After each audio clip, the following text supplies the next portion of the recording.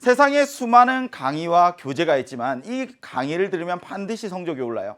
이 교재를 공부하면 반드시 성적이 오릅니다. 그런 건 절대 없습니다. 근데 꼭 하나 여러분들에게 확신 드릴 수 있는 건 이렇게 수학 공부하면 됩니다. 어떤 강좌든 어떤 교재든 이렇게 공부하면 반드시 성적을 올릴 수 있습니다. 그러니까 단순히 우리 문제를 풀어내는 것이 아니라 수학을 제대로 바르게 공부하는 방법 지금부터 한번 살펴볼 텐데요. 2022 4학년도부터 수능 수학이 크게 변했습니다. 어떻게 변화했는지부터 살펴보고 그래서 나는 어떻게 수학 공부를 해야 할 것인가. 이번 시간에 여러분들이 알고 가셔야 되는 건 딱 두 가지. 개념 노트와 발상 노트. 그러니까 내 손으로 직접 정리한 개념화, 단권화, 개념 단권화 노트를 만들고 그리고 어떻게 발상할 것인지 그 조건을 해석하고 우리 발상이라는 게 보통 행동 강력 혹은 어떤 체계화 이런 것들에 대한 이야기들이거든요. 그래서 개념 노트와 발상 노트를 정리하는 방법들 이 두 가지만 꼭 지켜주시면 됩니다. 그리고 시험 시간에 들어가기 전에 여러분들이 꼭 준비해야 되는 것까지 이렇게 여러분들에게 정리를 해드리도록 할게요. 수능 수학이 많이 변했어요. 그러니까 초고난도 문항이 없이 어떻게 변별력을 가질 것인가. 근데 정말 그럴 수 있다는 걸 보여줬죠. 6월, 9월 수능 지나오면서 근데 한 가지 큰 포인트는 문항 번호와 난이도가 이제는 비례하지만은 않는다. 어느 정도 들쑥날쑥합니다. 우리 객관식 문항들 풀어나가다가 9번 4점짜리 문항 첫 시작부터 어려울 수 있고요. 또 10번, 11번 넘어가면서 11번과 12번 여기 뒤쪽에서는 문항들이 또 들쑥날쑥해요. 그러니까 이제는 단순히 문항 번호를 보고 전략적으로 이 문제는 내가 버릴 거야, 이 문제까지는 풀어낼 거야 이런 식의 접근은 곤란하다는 거죠. 그럼 내가 조금 더 익숙한 표현의 문제에 더 집중해서 문제를 바라볼 수 있어야 된다. 얘를 뜯어내서 어떤 개념들을 가지고 있는지 어떤 것을 묻고 있는지 해석하는 능력이 상당히 중요해졌습니다. 출제 경향 분석도 이전에는 굉장히 의미가 있었죠. 6월, 9월 혹은 전년도 수능을 보고 이 문항 번호에는 이러한 문제가 나올 거야. 그래서 이러한 형태들의 문제가 나올 거야. 우리가 유형별로 단원별 대표 유형들이라는 것이 분명히 한 3등급 이하까지는 의미가 있습니다. 열심히 풀면 그 정도까지 올 수 있어요. 근데 2등급이 되려면 1등급이 되려면 예전처럼 단순히 유형만을 공부하는 학습법은 지양해야 된다. 피해야 된다는 거죠. 예전에 수학 가형, 나형이 나뉘어져 있을 때 수학 나형 어땠어요? 그때는 유형만 정말 열심히 준비해도 2등급까지 나왔습니다. 운이 좋으면 1등급 그 틈머리까지 걸칠 수 있었어요. 근데 이제는 유형만 공부하는 형태로는 3등급 위로 올라갈 수가 없습니다. 어떤 것이 나올지 몰라요. 어떤 것이든 나올 수 있어요. 그러니까 이전에는 이런 부분이 시험 출제 빈도가 조금 낮으니까 소홀히 해야지 라고 했던 부분들이 이제는 그렇지 않습니다. 그러니까 모든 부분에서 고르게 개념 학습이 되어야 하고요. 마지막 고등학교 1학년 수학을 툭툭 묻히기 시작을 했어요. 그러니까 학생들의 체감 난이도가 올라갑니다. 어떤 부분에서? 집합의 표현. 집합의 표현 처음부터 학생들이 굉장히 부담스러워 하거든요. 조립제법, 항등식 이야기들 이런 것들이 1학년 때 잘 정리가 되어 있지 않으면 도형에 대한 성질들 혹은 조금 복잡한 식들 이런 것들에 대한 계산 능력도 굉장히 중요해졌습니다. 이제는 접근 방법에 따라 계산량의 차이가 커요. 설마 이런 것까지 하라고? 그런 것까지 하라고. 그래서 계산들을 꼭 끝까지 다 연습을 하셔야 되는데 여기에 또 중요한 포인트 하나가 체감 연계율이 굉장히 높아졌습니다. 사실 수학 같은 경우에는 어떤 특정한 시험에서는 연계율이 50%라고 하더라도 이게 체감 연계율이 높지 않기 때문에 연계율 50%라는 걸 강조하기가 조금 애매한 순간들이 있었어요. 그런데 작년 9월 수능 체감 연계율 상당히 높았습니다. 그러니까 체감 연계율에 대한 이 연계 교재에 대한 중요도를 잘 생각을 하셔야 돼요. 연계 교재 풀지 않으면 절대 맞춰낼 수 없어. 연계 교재 풀지 않으면 100점을 맞을 수 없어. 이런 이야기가 아니에요. 연계 교재 안 풀어도 맞힐 수 있죠. 근데 연계 교재를 풀고 들어가면 그 실전, 그 긴장감 속에서 내가 눈에 익은 문제 몇 개가 정말 나의 심적 안정도를 높여줍니다. 그리고 연계되지 않은 문제들을 풀어내는데 충분한 시간을 확보하는 데 있어서 정말 중요해요. 그러니까 이제 연계 교재들 절대 선택이 아니라 반드시 필수다. 꼭 공부하셔야 됩니다. 이게 문항수를 쭉 늘어보면 그렇게 많지 않거든요. 날 잡고 정말 공부하면 금방 풀어낼 수 있어요. 그래서 수능 특강, 수능 완성, 연계 교재의 중요도도 높다는 것 다시 한번 정리를 하면서 학생들이 이런 이야기를 해요. 언제 시험은 쉬웠고 언제 시험은 어려웠고. 근데 여러분들이 시험 현장에 있었던 상황을 생각해 보면 쉬웠던 수학 시험이 있어요?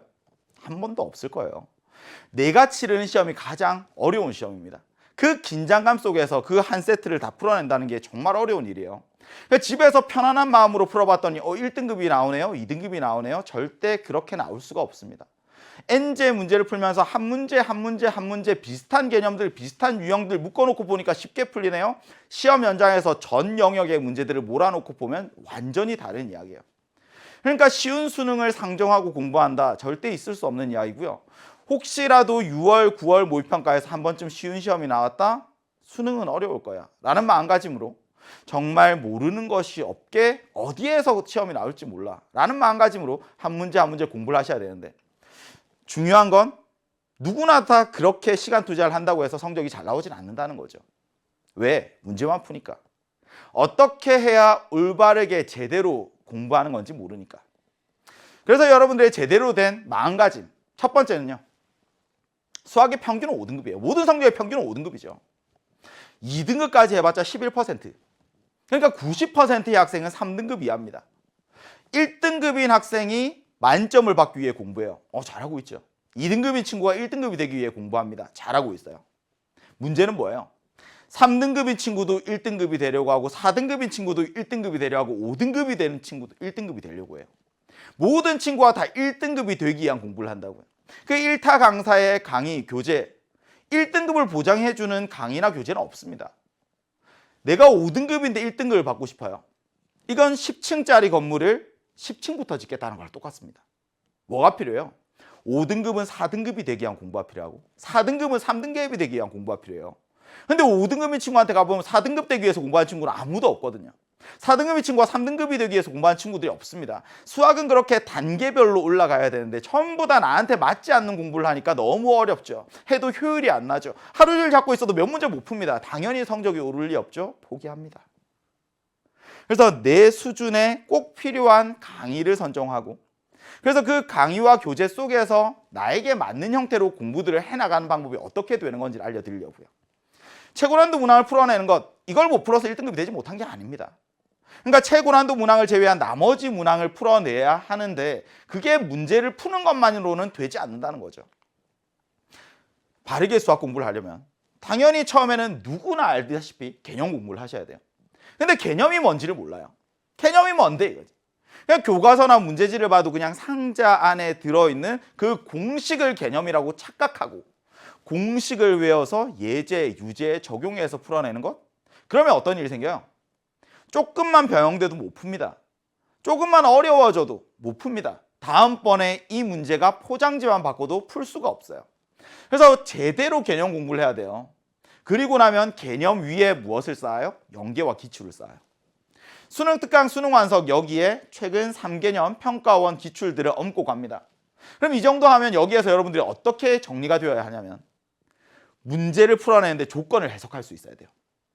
그 조건들로부터 어떠한 발상, 필연성, 행동 강령, 이런 것들을 뽑아낼 수 있어야 됩니다. 이게 쌓여야 고난도 N제가 의미가 있고, 그리고 실전 모의고사가 의미가 있어요. 이런 단계로 가는 거예요. EBS에서는 어떻게 돼 있어요? 수능 개념, 수능 특강, 수능 완성, 기출의 완성, 실전 모의고사들 쫙 있습니다. 근데 학생들이 개념을 제대로 하지 않고 문제들을 풀죠. 유형학습. 유형학습이 아니라 어떻게?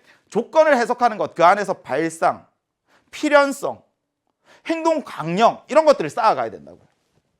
그게 쌓고 나야 틀리는 문제 속에서 배울 수 있어요. 그게 아니면 매번 똑같은 문제 똑같이 틀립니다. 이걸 뛰어넘을 수가 없어요. 성장할 수가 없어요. 그래서 이렇게 제대로 공부하는 것들이, 필요한 것들이 행동 개념 노트와 발상 노트, 이렇게 딱 두 가지거든요. 근데 어떻게 쓰는지 막막할 거예요. 그래서 하나씩 설명을 드릴 텐데, 개념이라는 게 뭔가, 왜 중요한가에 대해 설명 먼저 드리면, 운동을 꾸준히 하는 거 정말 어렵습니다. 운동을 하지 않는 사람들이 대부분이에요. 사실 수학 공부도 꾸준히 하는 게 어렵습니다. 근데 학생들이 착각하는 수학 공부는 대부분이 문제풀이에요. 문제풀이를 꾸준히 한다는 것도 쉽지 않죠. 문제풀이 하다 보면 성적이 어느 정도는 나올 겁니다. 하지만 상위 10% 그 이상으로 가기는 어렵습니다. 운동만 꾸준히 한다고 해서 내가 정말 멋진 몸을 가질 수 있는 건 아니거든요. 여기 필요한 게 중요한 게 식단이에요. 식단을 해야 정말 4%, 1%까지 올라갈 수 있어요. 식단을 하면 같은 시간 운동을 하더라도 효율이 다릅니다. 조금 덜 운동해도 더 좋은 몸을 가질 수도 있어요. 개념이라는 게 그래요. 개념을 이해하지 않고 문제를 풀어요? 도움이 될 수 있죠. 안 하는 것보다 낫습니다. 근데 어느 이상 못 올라간다고요. 틀린 문제 안에서 내가 느끼는 게 없다고요. 그래서 개념을 이해하고 문제를 풀어야 중요한 포인트, 틀린 문제 속에서 성장할 수 있다. 틀린 문제가 나를 단단하게 만든다. 내가 맞춰낸 문제가 나를 더 성장하게 만드는 게 아니거든요. 내가 틀린 문제, 어려운 부분이 나를 더 단단하고 성장하게 만든다. 무엇을 할 때? 개념을 할 때. 그래서 개념 노트 이렇게 적어봅시다. 우선은 수학 1 한 권, 그 다음 수학 2 한 권, 그리고 선택 과목 한 권, 3권은 준비하셔야 돼요. 이 3권을 우리는 단권화 할 겁니다. 수학 1 한 권, 수학 2 한 권, 그리고 선택 과목 한 권, 확통, 미적분, 기하 중에 하나 선택을 하겠죠. 그래서 수능 시험장까지 가지고 갈 여러분의 노트를 딱 3권 만들 겁니다. 그래서 수학 1, 수학 2, 확률과 통계, 미적분, 기하와 같이 이렇게 3과목을 딱 선택을 하고 나면 처음은 다른 교재, 강의 필요 없어요. 교과서를 펼칩니다. 교과서에 있는 단원별 목차를 쫙 써요. 소주제들을 적어보고 교과서를 넘기면서 용어들을 한번 적어봐요.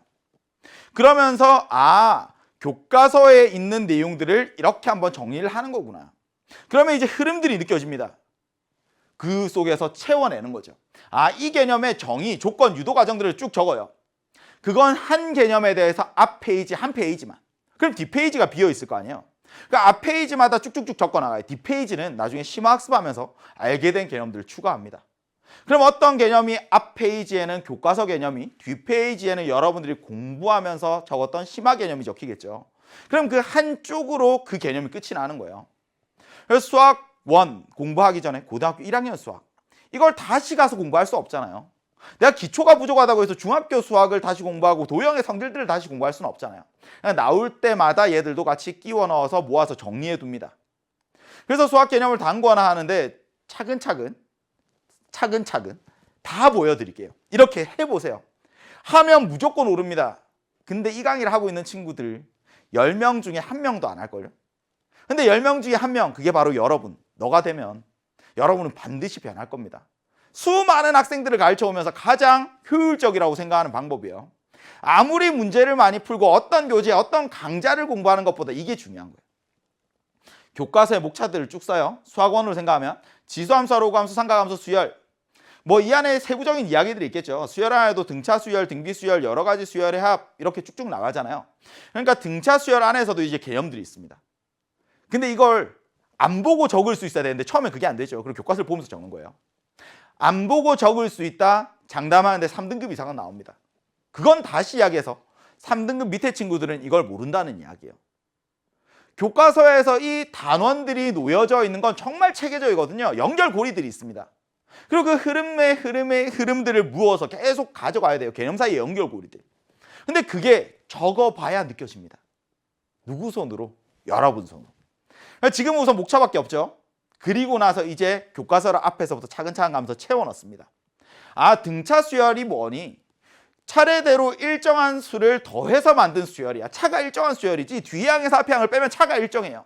그 일정한 수를 공차라고 합니다. 등차 수열의 일반항, 등차 중항, 등차 수열의 합, 교과서에 나와요. 그러니까 교과서에 나오는 걸 적어보는 거예요. 필요하다면 유도 과정들도 함께. 그렇게 교재, 우리 노트의 첫 쪽들, 앞쪽들을 다 채워넣습니다. 그리고 나면 이제 뒤쪽은 누가 해주는 거예요? 심화, 강좌나 교재나 공부하면서 여러분들이 새롭게 알게 된 것들을 그 뒤쪽에다 적는 거죠. 등차 수열에서 앞쪽은 교과서 내용들 적혀 있어요. 뒤쪽에는 뭐가 적혀요? 등차 수열이 n에 관한 1차식이죠. n의 개수가 공차입니다. 근데 이건 직선의 방정식과 연결돼요. 직선의 방정식에서 1차항의 개수가 기울기였던 것처럼 등차 수열에서 공차의 역할이 직선의 방정식에서 기울기의 역할과 같구나. 기울기와 양수인 직선, 기울기와 음수인 직선 떠올릴 수 있어요? 등차 수열의 합을 봤더니 상수항이 없는 2차식입니다. 근데 2차식에서 2차항의 개수가 공차의 절반이에요. 근데 상수항이 없네? 2차 함수의 그래프를 떠올리겠지. 원점을 지나는 2차 함수의 그래프를 떠올리면서 이때 대칭성에 주목해서 문제를 바라보겠죠. 이런 것들은 교과서에 없습니다. 그럼 이런 것들을 문제를 풀어가면서 여러분들이 채워나가는 거죠. 그래서 개념들을 도구화해서 문제 풀 수 있는 형태로까지 여러분들이 바꿔내는 거예요. 그럼 이게 되면 개념 정리는 끝입니다. 근데 개념을 설명할 수 없으면 내가 이해한 게 아니에요. 근데 다짜고짜 옆에 친구한테 가서 개념 설명해 줄 수는 없잖아요. 물론 친구가 물어봐 주면 땡큐 자세히 설명해 주겠지. 근데 그렇지 않은 이상 자주 읽으세요. 소리 내서 읽으세요. 그래 2번, 3번 읽다 보면 그냥 귀에 빵빵 꽂히면서 나중에는 보지 않아도 입으로 나올 수 있습니다. 2주에 한 번씩 그냥 버스 타고 가면서 학교 등교 하굣길에 아니면 쉬는 시간 짜투리 10분 동안, 점심시간 동안 이럴 때 노는 시간 동안 그냥 읽으세요. 계속 소리 내어서. 그거면 돼요. 그러면 개념 정리 끝납니다. 이러면 한 3등급 정도까지 오를 수 있어요. 문제를 풀면서 내가 부족한 개념들을 채워 넣겠지. 이제는 더 이상 문제를 풀지는 못하더라도 두렵지 않아요. 틀린 문제 안에서 얻어갈 수 있습니다. 내가 모르는 문제를 보면 어떤 생각을 하는지 알아요? 아, 이게 어떤 단원에서 나왔지? 이 단원에는 어떤 개념이 있지? 그러니까 이게 문제와 개념을 연결 지으면서 뽑아 쓸 수 있다고. 어딘가에 있는 그 머릿속에 있는 그 개념들을 찾아 쓰는 연습들이 된다고요.